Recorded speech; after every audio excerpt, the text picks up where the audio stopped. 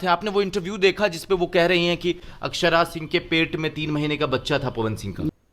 हाँ, ओ अब ये इस वीडियो को पूरे लास्ट में दिखाते हैं, उससे पहले बताते हैं पूरा मामला क्या है। 2 दिन पहले पवन सिंह की पत्नी यानी कि ज्योति सिंह आकर इंटरव्यू देती है, जिस इंटरव्यू में अक्षर सिंह को लेकर कई सारी बातें को बोली जाती है और पवन सिंह के लिए ऐसे ऐसे शब्द को बोले जाते हैं कि पवन सिंह के फैन तो नाराज बैठे हैं ज्योति सिंह से, क्योंकि ऐसे शब्दों को बोलना भोजपुरी के बड़े स्टार के लिए थोड़ा सा शौकिंग है, क्योंकि ज्योति सिंह ने पवन सिंह के पूरे पर्सनल चीजों को बाहर लाकर रख दिया है। खैर इन सभी बातों से भी पवन सिंह को दिक्कत हुई। पवन सिंह एक नेशनल न्यूज के इंटरव्यू के दौरान ज्योति सिंह को ही टारगेट करके कुछ न कुछ तो बोले। मेरे जीवन में मुझे लगता है कि 100 में 95 रिश्ते ऐसे आए हैं जो अपने फायदे के लिए आए हैं, जिसको टूटने से पवन सिंह को अफसोस नहीं हुआ। मुझे ये अफसोस हुआ कि मैं यहाँ जुड़ा क्यों, मुझे जुड़ना नहीं चाहिए था। लेकिन हम इस वीडियो में बात कर रहे हैं ज्योति सिंह और अक्षर सिंह को लेकर। अक्षर सिंह ने क्या कुछ कहा, पहले थोड़े से वीडियो को देख लेते हैं।